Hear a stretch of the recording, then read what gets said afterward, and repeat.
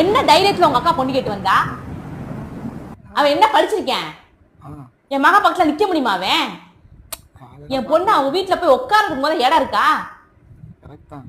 மூஞ்சி முகர கட்டையும் என் மக இருக்க அளவுக்கு அவன் பக்கத்துல நிக்க முடியுமா? சொல்லுங்க, வாயை மூடிக்கிட்டு இருக்கீங்க.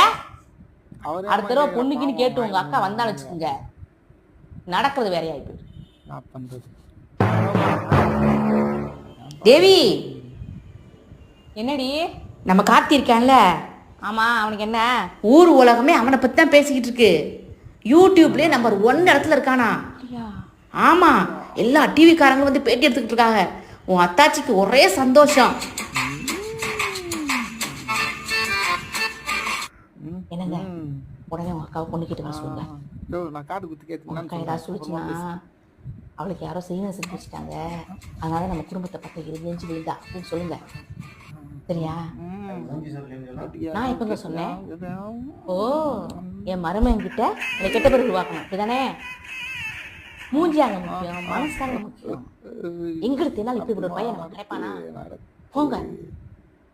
வேற எவ்வளோ நின்றுகிட்டு இருக்கீங்க, சீக்கிரம் போயிட்டு வாங்க.